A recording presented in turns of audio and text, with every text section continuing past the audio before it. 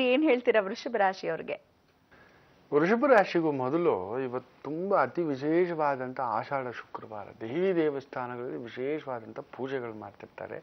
ಅದರಲ್ಲೂ ಈ ಒಂದು ಸಪ್ತಮಾತೃಕೆಯರಲ್ಲಿ ಒಂದಾಗಿರ್ತಕ್ಕಂಥ ಮಹಾ ಪ್ರಣವಶಕ್ತಿ ಓಂಕಾರ ಶಕ್ತಿ ಮೈಸೂರಿನಲ್ಲಿರ್ತಕ್ಕಂಥ ಚಾಮುಂಡೇಶ್ವರಿಗೆ ವಿಶೇಷವಾದಂಥ ಅಲಂಕಾರ ಪೂಜೆ ಅಭಿಷೇಕಗಳು ನಡೀತಿರ್ತಕ್ಕಂಥದ್ದು ಆರಂಭ ಆಗಿರ್ತಕ್ಕಂಥದ್ದು ಇವತ್ತಿನಿಂದ. ಪ್ರತಿ ಶುಕ್ರವಾರ ಅಲ್ಲ, ಪ್ರತಿನಿತ್ಯ ಇರುತ್ತೆ ಶುಕ್ರವಾರ ವಿಶೇಷ ಪೂಜೆ.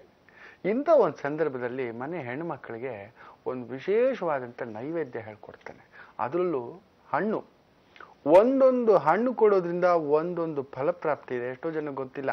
ಹೋಗ್ತೀರಾ ತೆಂಗಿನಕಾಯಿ ಕೊಡ್ತೀರಾ, ಬೇರೆ ಏನೋ ಕೇಳ್ಕೊಬರ್ತೀರಾ. ತೆಂಗಿನಕಾಯಿ ಕೊಟ್ರೆ ಒಂದು ಫಲ ಸಿದ್ಧಿ, ಬಾಳೆಹಣ್ಣು ಕೊಟ್ರೆ ಒಂದು ಇಷ್ಟಾರ್ಥ ಸಿದ್ಧಿ, ಏಲಕ್ಕಿ ಬಾಳೆಹಣ್ಣು ಕೊಟ್ರೆ ಇನ್ನೊಂದು ಇಷ್ಟಾರ್ಥ ಸಿದ್ಧಿ, ಮಾವಿನ ಹಣ್ಣು ಕೊಟ್ರೆ ಇನ್ನೊಂದು ಇಷ್ಟಾರ್ಥ ಸಿದ್ಧಿ, ಸಪೋಟ ಕೊಟ್ರೆ ಇನ್ನೊಂದು ಇಷ್ಟಾರ್ಥ ಸಿದ್ಧಿ ಅನ್ನತಕ್ಕಂಥದ್ದು. ಒಂದೊಂದು ಹಣ್ಣಿಗೂ ಒಂದೊಂದು ಫಲ ಇದೆ.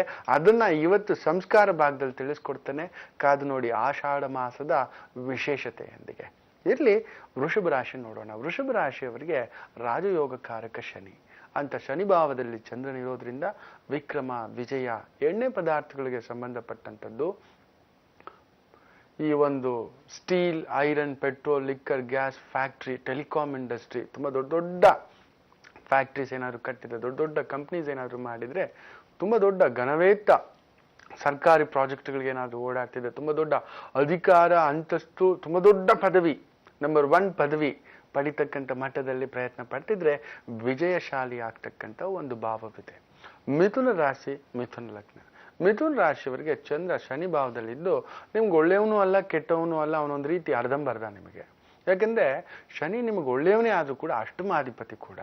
ಅವನ ಭಾವದಲ್ಲಿ ಚಂದ್ರ ಕುಟುಂಬ ಸ್ಥಾನದಲ್ಲಿರೋದ್ರಿಂದ ಇವತ್ತು ಯಾಕೋ ಕೆಲಸ ಕಾರ್ಯ ಎಲ್ಲ ಎಳೆದಾಟ. ಅದರಲ್ಲೂ ಈ ಕ್ಷೌರಿಕ ವೃತ್ತಿ ಮಾಡ್ತಿರ್ತಕ್ಕಂಥವ್ರಿಗೆ ಇವತ್ತೇನಾದ್ರೂ ಒಂದು ಕರ್ಲಿಕ್ಕೆ, ಏನೋ ಒಂದು ಬ್ಯೂಟಿ ಪಾರ್ಲರ್ ಇಟ್ಟಿದ್ದೀರಾ, ಸಲೂನ್ ಇಟ್ಟಿದ್ದೀರಾ, ಮಸಾಜ್ ಪಾರ್ಲರ್ ಇಟ್ಟಿದ್ದೀರಾ, ಏನೋ ಕೂದಲಿಗೆ ಶೃಂಗಾರ ಮಾಡ್ತಕ್ಕಂಥ ಕೇಶಾಲಂಕಾರ ಮಾಡ್ತಕ್ಕಂಥದ್ದು, ಮದುವೆಗಳಿಗೆ ಹೋಗ್ಬಿಟ್ಟು ಕೆಲವರು ಒಪ್ಪಂದ ಮಾಡ್ಕೊಂಡ್ಬಂದಿರ್ತಾರೆ, ಮೆಹಂದಿ ಎಲ್ಲ ಹಾಕೋದು, ಅಲಂಕಾರ, ಇಂಟೀರಿಯರ್ ಡೆಕೋರೇಷನ್.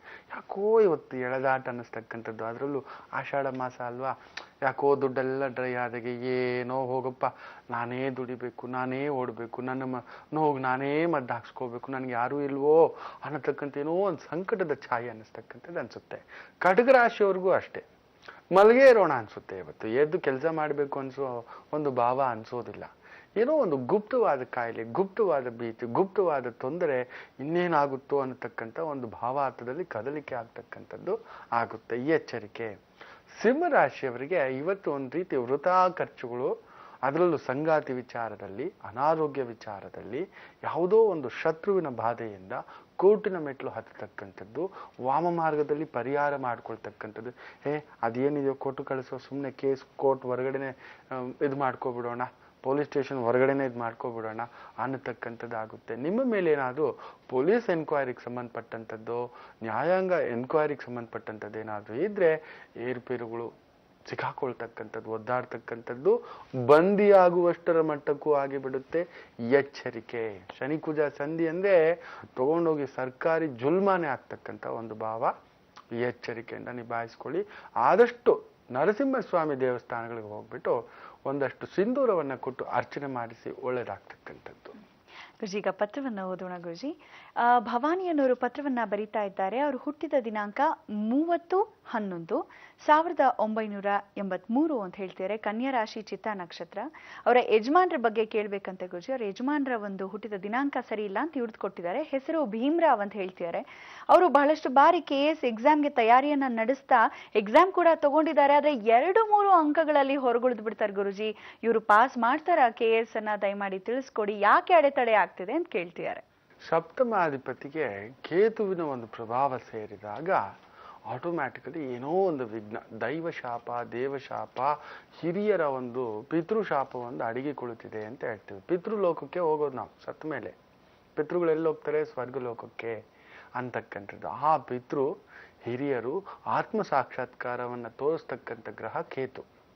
ಆ ಕೇತು ಸೂರ್ಯನ ಜೊತೆ ಸೇರಿರೋದ್ರಿಂದ ಅಧಿಕಾರ, ಅಂತಸ್ತು, KS, IAS, IPS, ಸರ್ಕಾರಿ ಕೆಲಸ, ಸರ್ಕಾರಿ ಮಟ್ಟದಲ್ಲಿ ಬಹುದೊಡ್ಡ ಕೆಲಸ ಅನ್ನತಕ್ಕಂಥದ್ದಕ್ಕೆ ಕಾರಕತ್ವ ಸೂರ್ಯ. ಅವನಿಗೆ ಕೇತು ಹಿಡ್ಕೊಂಡಾಗ ಒಂಥರ ಗ್ರಹಣ ಬಡದ ಹಾಗೆ ಆಗುತ್ತೆ. ಗ್ರಹಣದ ಸಮಯಗಳಲ್ಲಿ, ಅಮಾವಾಸ್ಯೆಯ ಸಂದರ್ಭಗಳಲ್ಲಿ ದೇವಿಗೆ ಅಭಿಷೇಕ ಮಾಡಿಸ್ತಾ ಬನ್ನಿ. ಅದರಲ್ಲೂ ಆಷಾಢ ಮಾಸದಲ್ಲಿ ದೇವಿಗೆ ಏನಾದರೂ ಅರಿಶಿನ ಚಂದನದ ಅಭಿಷೇಕಗಳು ಮಾಡಿಸಿದ್ರೆ ವಿಶೇಷ, ತುಂಬಾ ಅದ್ಭುತ ನಡೀತಕ್ಕಂಥದ್ದಾಗುತ್ತೆ. ಈ ಒಂದು ನೈವೇದ್ಯ ವಿಭಾಗದಲ್ಲಿ, ಸಂಸ್ಕಾರ ವಿಭಾಗದಲ್ಲಿ ಕೆಲವೊಂದು ದಾನಗಳ ಬಗ್ಗೆ ಹೇಳ್ತೇನೆ ಅಂತ ಹೇಳಿದ್ದೇನೆ. ಕಾದು ನೋಡಿ, ಮುಂದಿನ ಭಾಗಗಳಲ್ಲಿ ತುಂಬಾ ವಿಶೇಷವಾದಂಥ ಒಂದು ನೈವೇದ್ಯ ಹೇಳ್ತೇನೆ. ಅದನ್ನ ದಾನ ಮಾಡೋದ್ರಿಂದ ದೇವರಿಗೆ ಇಂಥ ಒಂದು ಸ್ಪರ್ಧಾತ್ಮಕ ಪರೀಕ್ಷೆಗಳಲ್ಲಿ ಉತ್ತೀರ್ಣರಾಗ್ತಕ್ಕಂಥ ಒಂದು ಶಕ್ತಿ ಬರುತ್ತೆ ಅನ್ನತಕ್ಕಂಥದ್ದು ಮುಂದಿನ ಭಾಗದಲ್ಲಿ ತಿಳಿಸ್ಕೊಡ್ತೇನೆ. ಕಾದು ನೋಡಿ, ಒಳ್ಳೇದಾಗಲಿ.